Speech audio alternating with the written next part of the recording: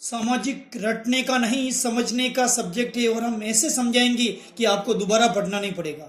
न केवल प्रश्न बल्कि आंसर भी। छोटा सा वीडियो है, जरूर देखिए। 9th क्लास के बच्चों, आपके पेपर में ये प्रश्न छपने वाले और सबसे बड़ी बात है आपको ये रटने नहीं पड़ेंगे। पहला प्रश्न ट्रिक से, कर्क रेखा भारत के किन राज्यों से होकर गुजरती है? ये प्रश्न हर साल हर पेपर में हाफ ईयरली हो ईयरली हो आता है। तो कर्क रेखा भारत के 8 राज्यों से गुजरती है। उनका नाम याद रखने के लिए आपको एक शब्द याद रखना है, मगरमच्छ जपटा। अब मगरमच्छ जपटा में 8 ही राज्य आ जाएंगे। देखो, मैं से क्या बन जाएगा? मध्य प्रदेश। मगर का गै से क्या बन जाएगा? गुजरात। रै से बन जाएगा राजस्थान। और वापिस में आ रहा तो मिजोरम बन जाएगा। 6 से छत्तीसगढ़। और जय से झारखंड। पै से पश्चिम बंगाल। और टा से त्रिपुरा।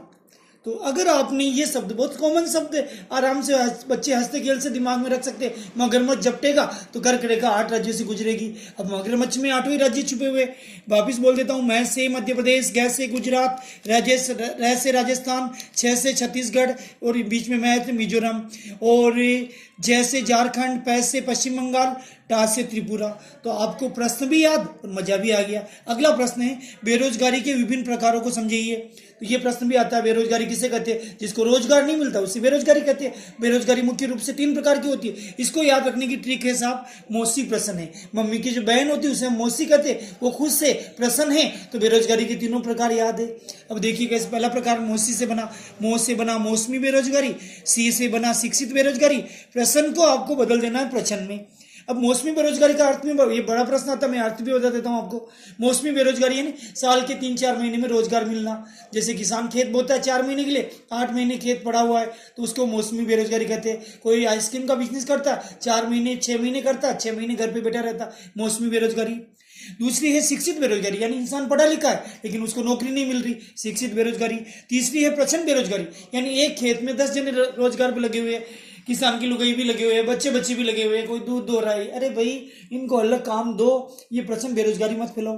तो बेरोजगारी के 3 प्रकार आपको मौसी प्रश्न से याद हो जाएंगे। मौ से क्या बना? मौसमी बेरोजगारी। सी से बना शिक्षित बेरोजगारी।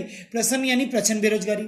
अगला प्रश्न है, भारत में सर्वाधिक साक्षरता किस राज्य में है? देखो, सर्वाधिक का लास्ट अक्षर है कै, और कै से राज्य बना केरल। तो भारत में सर्वाधिक साक्षरता कहाँ है? केरल से। आपको सर्वाधिक नाम आते, कैसे राज्य का नाम याद आ जाएगा? केरल। अगला प्रश्न है, भारत में सर्वाधिक लोग किस क्षेत्र में कार्यरत है? जैसे किसी पिता का सबसे बड़ा लड़का सबसे बड़ा होता है, ऐसे ही सबसे बड़ा क्षेत्र वो प्रथम लड़का होता है, ऐसे ही प्राथमिक क्षेत्र सबसे बड़ा क्षेत्र होता है। फिर से बोल देता हूँ, किसी पिता के बड़ा लड़का है, वो सबसे बड़ा है, सबसे बड़ा लड़का, और ये सबसे बड़ा क्षेत्र जो प्राथमिक क्षेत्र है। प्रथम लड़का सबसे बड़ा लड़का, और प्रथम क्षेत्र यानी प्राथमिक क्षेत्र सबसे बड़ा क्षेत्र। अगला प्रश्न, NHRC का पूरा नाम लिखो और इसकी स्थापना कब हुई? तो इसका नाम इसके अक्षर में छुपा हुआ है। N for national, H for human, R for right, C for commission. वापिस बोल देता हूँ, N for national, H for human, R for right, C for commission. अब नेशनल को हिंदी में कहते हैं राष्ट्रीय, ह्यूमन को कहते हैं मानवाधिकार, मानव, और राइट को कहते हैं अधिकार। तो मानव प्लस अधिकार क्या हो गया? मानवाधिकार। कमीशन को कहते हैं आयोग। फिर से रिपीट कर रहा हूँ, national, N for national, national का हो गया राष्ट्र, अर्थ हो गया राष्ट्रीय। एच फॉर ह्यूमन, ह्यूमन का मतलब हो गया मानव। राइट फॉर अधिकार, तो मानव प्लस अधिकार हो गया मानवाधिकार। सी फॉर कमीशन, कमीशन का मतलब आयोग।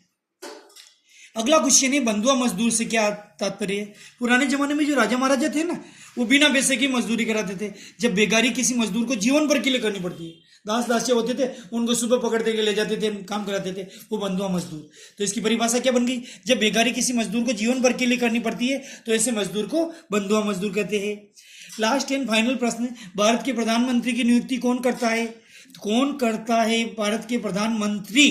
प्रधानमंत्री बोलेंगे तो लास्ट में र शब्द आएगा, मैं बोल के दिखाता हूँ। प्रधानमंत्री, री से क्या बना? राष्ट्रपति। तो इसका प्रधानमंत्री का अंतिम अक्षर आंसर का पहला अक्षर बन जाएगा। तो भारत के प्रधानमंत्री की नियुक्ति राष्ट्रपति करता है। हमने सिर्फ छोटा सा वीडियो इसलिए डाला कि आपको लगे कि सामाजिक कैसे याद करते हैं। बाकी बच्चे तो यही कहते, सामाजिक बड़ी बेवफा, रात को बड़ी सुबह सफा।